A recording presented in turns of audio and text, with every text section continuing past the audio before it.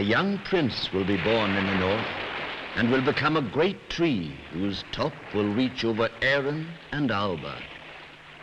He has in his veins the blood of the O'Neills and O'Donnells, the blood that never could endure to give or take a wrong, that paled with pity to the weak and flushed against the strong. A man, Dove by name, yet with a violent temper, of well-formed and powerful frame, his skin white, his face broad and radiant. He was St. Columba. It began very simply, as many great experiences do. We were on holiday in Northern Ireland and had come as far as Grey Abbey on the shores of Strangford Lough in County Down. Joan, my wife, was keen to see the old Cistercian Abbey. The boys, of course, were keen to explore any new place, but we just didn't believe them when they came running back to tell us that there were real monks in the Abbey.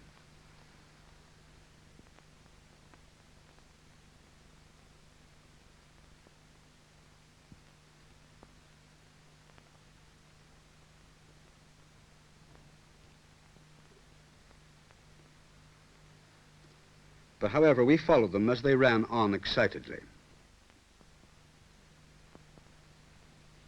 Then we realized that we had stepped in on a rehearsal for some sort of pageant.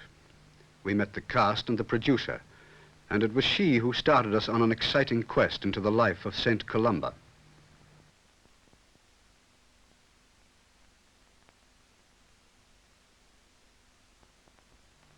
Philem and Ethne were his parents. Philem was a great-grandson of Niall of the Nine Hostages, founder of the High Kings of Ireland, and Ethne was of the royal house of Leinster. So Columba was a prince of Ulster by birth. He was born in 521 AD at Garton in County Donegal. And there we went with thousands of others commemorating the 1400th anniversary of his departure as a missionary for the island of Iona off the west coast of Scotland in 563 AD.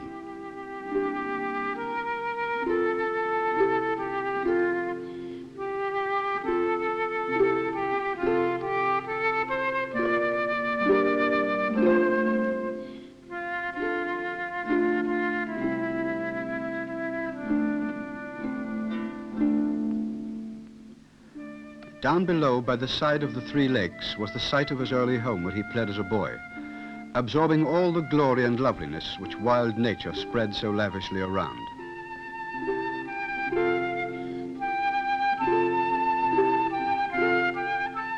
A magnificent setting for the service of remembrance. In the words of the prologue to the service, born amongst these rugged hills, son of a princely household of these parts, baptized in a church nearby and educated in his boyhood in a school but a few miles distant, he became famed in his lifetime for his holiness of life, for his knowledge of the sacred scriptures, and for his burning zeal for the spread of the Christian gospel.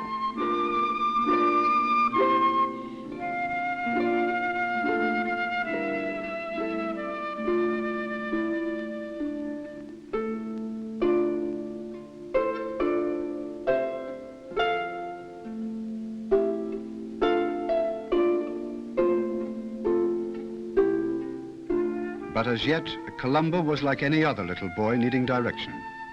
So he went to school in Kilmacrennan, not far away.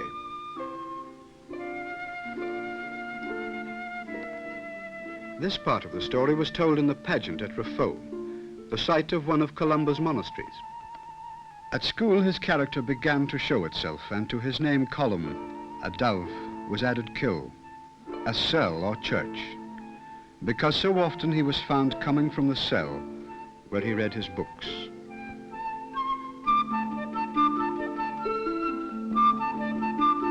Teased by his companions, he often lost his temper, only to be sorry afterwards.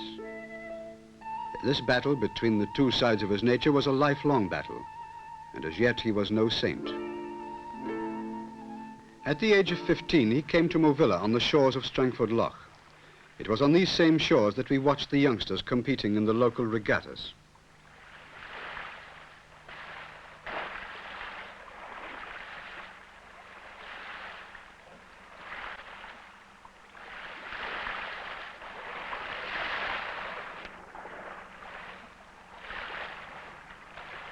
Perhaps it was in this fierce inlet, as the Vikings called it, among the treacherous currents that Columba learnt the skill in handling boats, which was to enable him to make the dangerous journey to Iona many years later.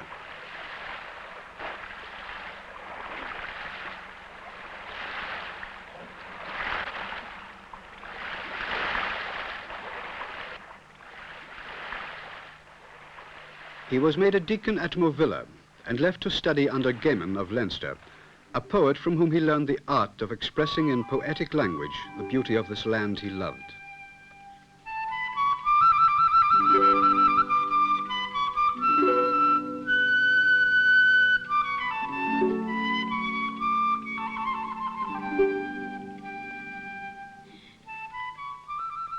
He was ordained a priest at Clonard and returned to his native north, where at Derry, the oak grove, he established his first monastery.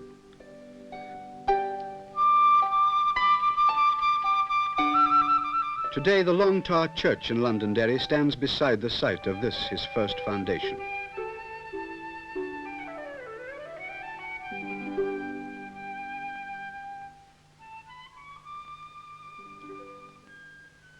An early record describes him as tall and dignified, with eyes that were grey, and a powerful voice, clear and resonant, yet with more than the sweetness of the bards. Tradition has it that the holes in this rock beside the church were worn by the knees of the saint in prayer.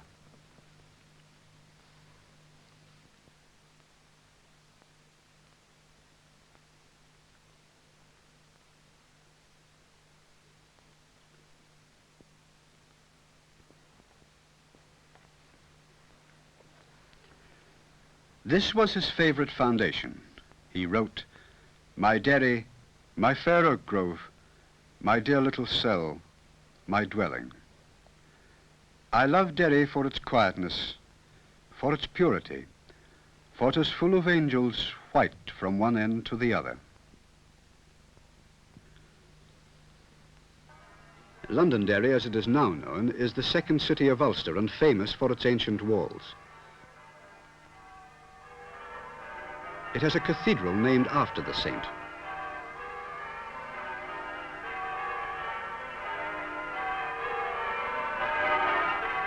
But Derry was not very quiet on the day we arrived, for here the whole city was celebrating the Columban anniversary.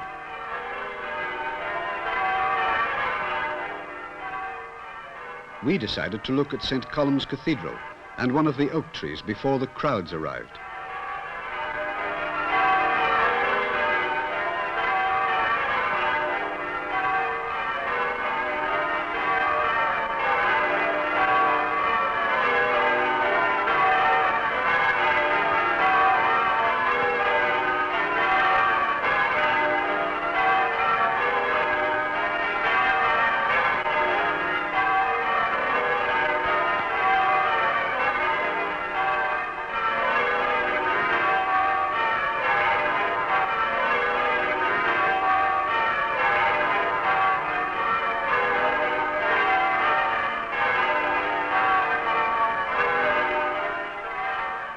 At the Long Tower Church, the procession of clergy passes a guard of honour.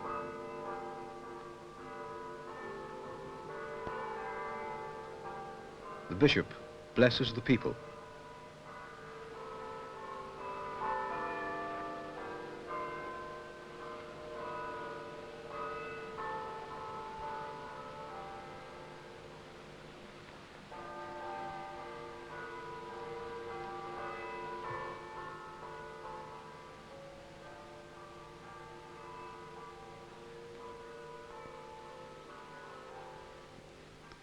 The streets are gaily decorated with flags and murals of the saint painted by local artists.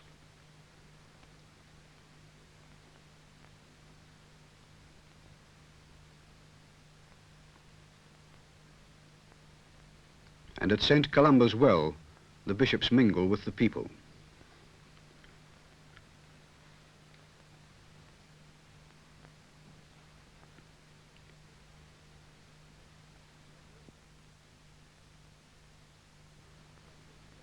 Columba was 25 years of age when he founded Derry, and in the next few years he founded many churches and monasteries up and down Ireland: Raphoe and Arran, Durrow and Kells, Swords and Drumcliff.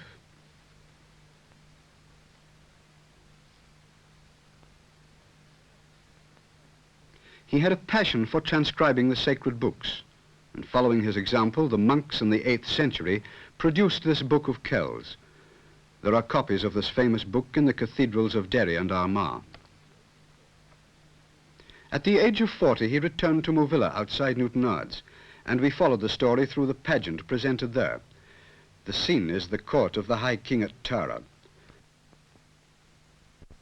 Columba, denied permission to copy a new version of the Gospels brought from Rome by his old teacher Finian, has done so secretly. A bitter dispute has developed between the two men as to who should own this copy.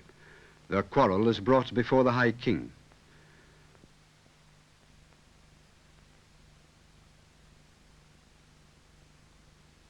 Columba defends his action, but the king gives the famous judgment which has become the basis of our law of copyright. To every cow her calf, and to every book its copy.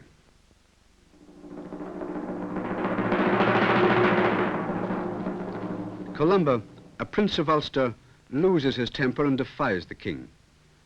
The king tries to hold him, but Columba has too much influence and escapes. Deeply ashamed of his anger and pride, he asks God to forgive him and show him what to do next.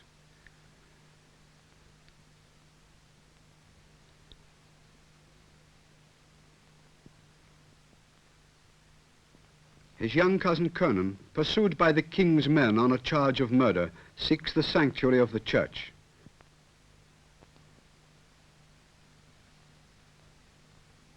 Columba tries to protect him, but he is dragged out and brutally murdered in spite of the protests of the saint.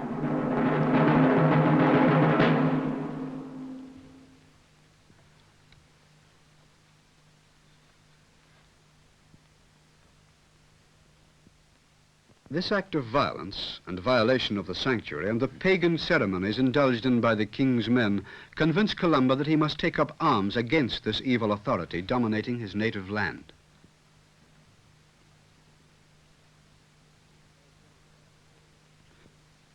He is urged on by the spirit of his ancestor, Niall of the 9 Hostages, to avenge the wrong done to his kinsman.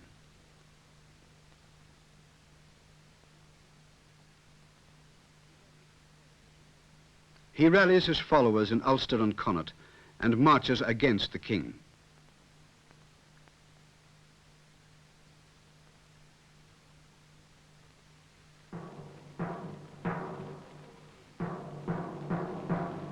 He wins the bitter battle fought at Culdrevny near Sligo.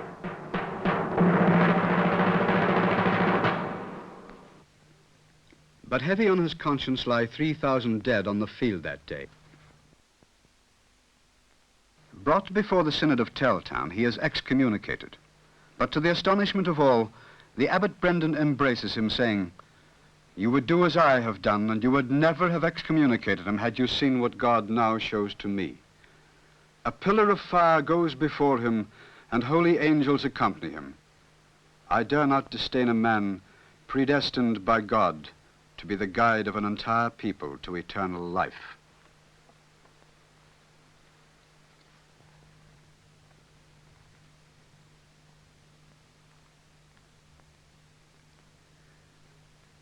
The sentence is annulled, but there is no peace in the heart of Columba, and he accepts the penance of exile from Ireland and a commission to save as many souls for Christ as he had caused to be slain in battle. This for Columba was great sacrifice, for he loved his native land, and as we toured this delightful country from end to end, we understood what it must have meant for him to leave it all.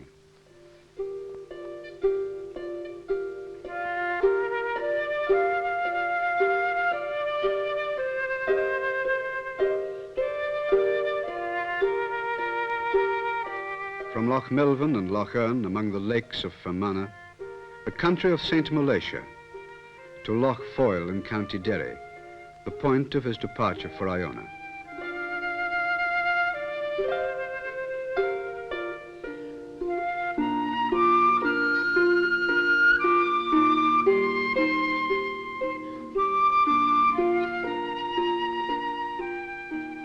from the strands of the North Antrim coast to the coast road.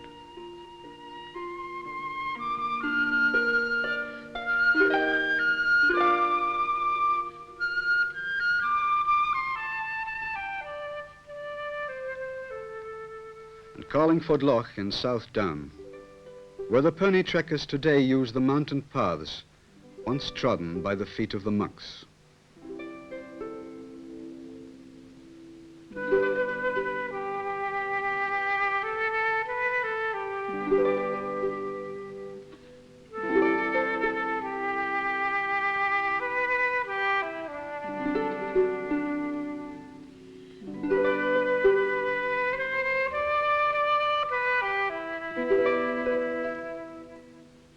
The old abbey at Inch near Downpatrick. The birds now sing where sang the monks of old. The soft winds whisper now where prayers were said. But summer still does spread her green and gold, and still the watching stars shine overhead. This is the countryside of St. Patrick, and his statue at Saul overlooks the place where he first landed in Ireland.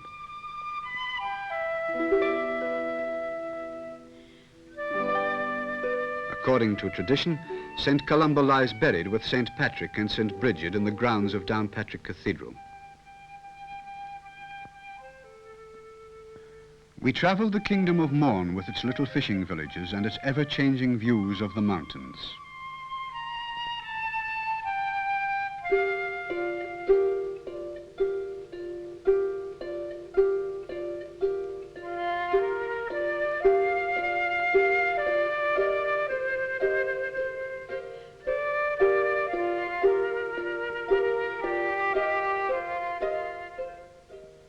We loved the little thatched cottages of the apple orchard country in County Armagh.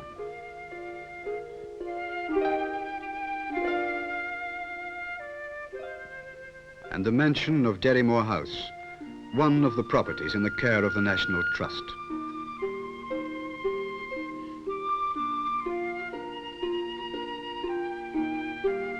When invaders swept across the country in the 10th century, the monks found refuge in these massive round towers, like this one at Antrim, standing 90 feet high beside Loch Ness.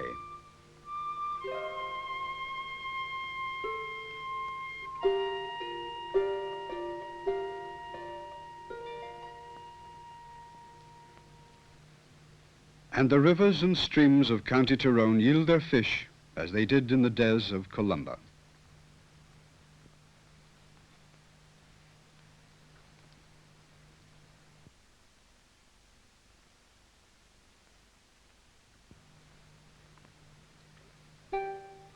He faced the prospect of turning his back, perhaps forever, upon the kindly faces of friends, warm words of welcome after absence, the soft, moist breeze on an Irish hillside, the music of streams, the beat of waves on a rocky shore, the shimmer of dawn, and the glow of sunset. He saw it as God's will and made his decision. With 12 companions, he set sail for the islands off Scotland to Iona, a place where he could no longer see his beloved island. Their vessel was a curragh, still used by the fishermen of Donegal. With ribs of oak, it had a skin covering and a large square sail.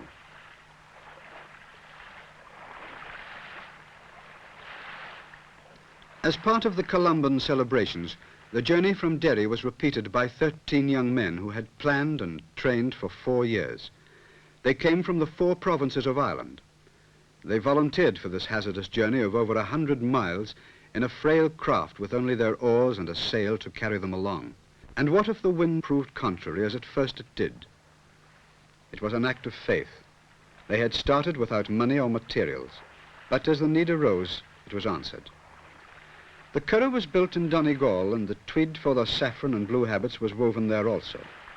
Their linen shirts came from County Londonderry, their cowhide footwear from the Aran Islands, and gifts of food from all over Ireland.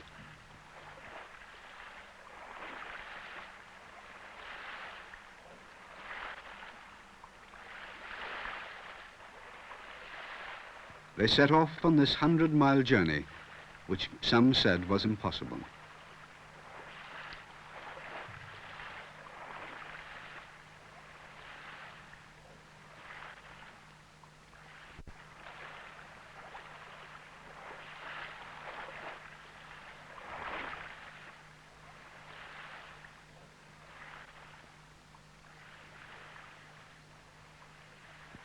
They journeyed during the day and slept on shore at night under the upturned curragh. Columba, in his song of farewell, tells us, "A grey eye looks back to Erin, a grey eye full of tears." Their route took them out of Lough Foyle into the Atlantic Ocean. They held to the shores of Ireland for the first 2 days and then turned north.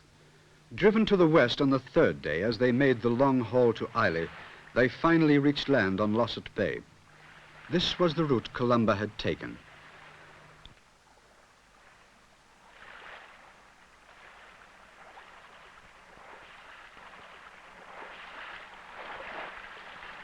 Next day they headed north again for Oronsay. To quote a member of the crew, "A craft straight out of the 6th century, struggling under oar and cross emblazoned sail, and drenched with flurries of rain and breaking sea. But the Iona Curragh was firmly held in the hand of God." Meanwhile, other pilgrims were setting out from England, Scotland and Wales, and 900 pilgrims from all over Ireland set sail from Belfast Lough on a beautiful afternoon in June for the overnight journey to Iona.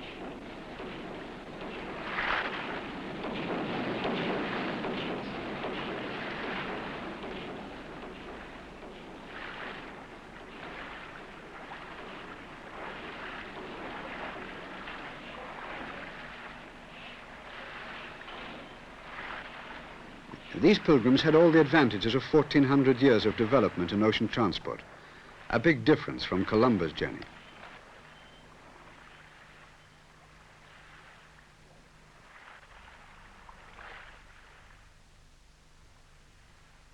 The Irish had already occupied Iona before Columba's historic journey, so it was his own kinsmen who were on the island when he landed.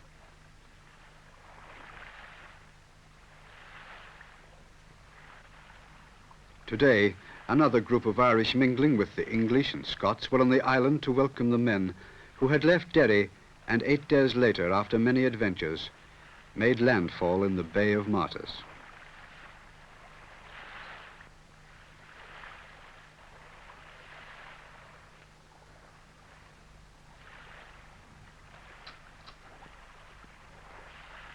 Their first action is a prayer of thanksgiving.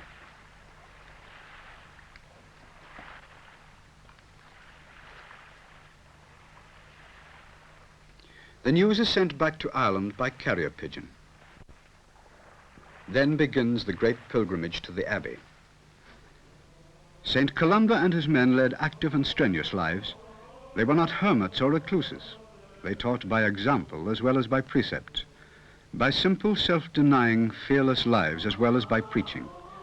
They refused to surrender principle for popularity.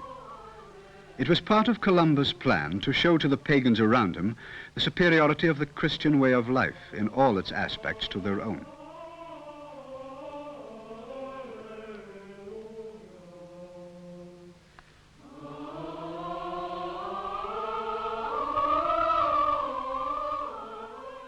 These men were workers, supporting themselves by their daily toil.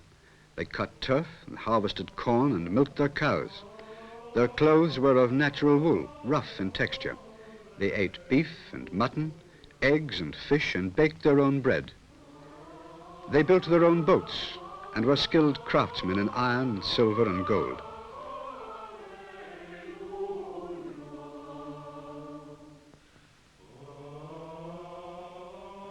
They transcribed the sacred scriptures, working late into the night, and when they slept, it was on straw.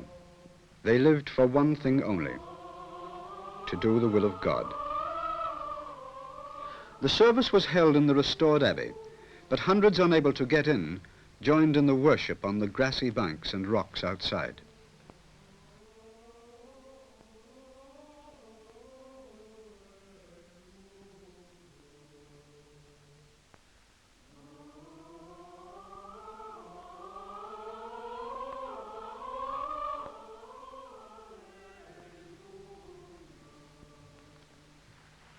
Back in Ireland, a few weeks earlier, a simple ceremony was held at Port Stewart Harbour.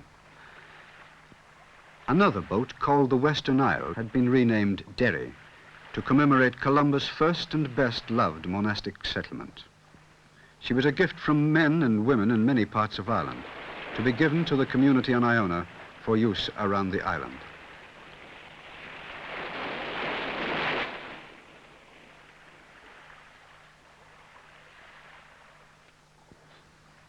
Early one morning, before many people were around, her crew assembled to pack stores and equipment.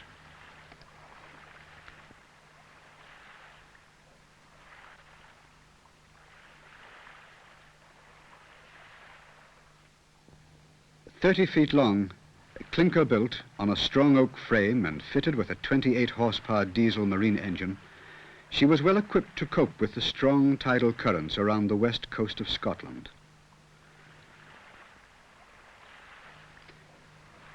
And after a cup of coffee and a prayer of dedication, and watched by a few friends, she made her way quietly out into the open sea.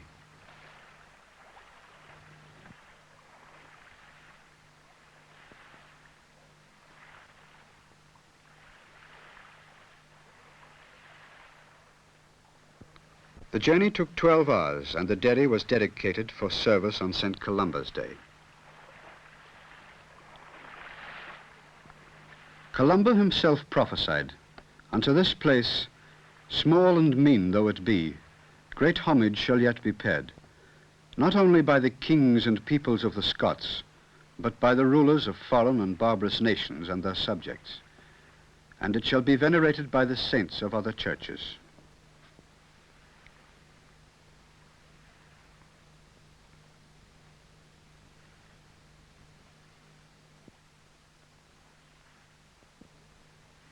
A rough trek leads across Iona to Port Nacurra, the bay where Columba and his companions first landed.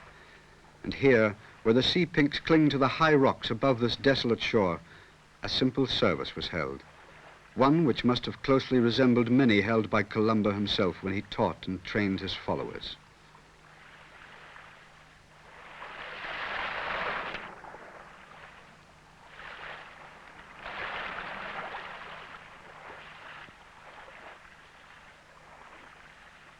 Shepherd now of a never-increasing flock, he did in fact return many times to Ireland for great conferences with his fellow clergy and people. The most famous of these was at Drumcat, near Limavady, close to where this ancient rath still stands. And here began an alliance between the Scots and the Irish, which has lasted over the centuries. Columba's departure for Iona and all that followed proved to be an event which changed the destiny of nations. For following his example, during the 200 years after his death, an ever-widening stream of saints and scholars poured forth from Ireland to bring light, order, and peace to the strife-torn lands of Europe and beyond. As new countries opened up over the last 200 years, the stream continued to flow. Young men and women from the areas where the monks had their monasteries, and from all over Ireland, accepted the challenge to go into all the world and preach the gospel to every creature.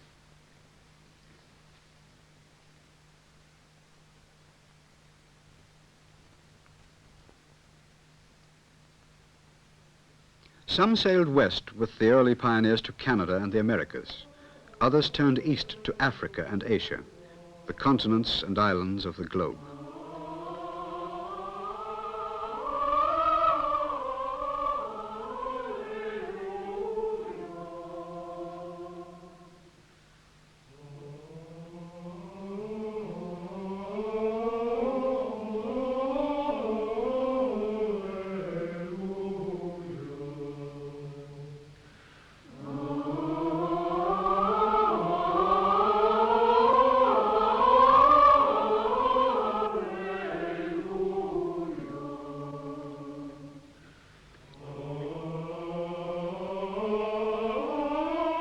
As we returned home, we thought of the thousands of people united in a picturesque and deeply moving act of worship, commemorating a man whose act of adventurous faith was to prove to be nothing less than the beginning of a new spiritual age.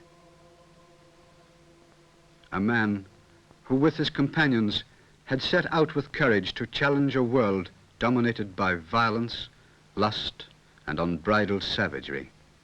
We heard again the words of the Bishop of Derry and Raphoe. Could there be a new Columban age? Could the church of today, remembering the relevance of Columba's church, move out with a reborn sense of mission into the moral confusion of this age, dedicated to the standards of Christ's life?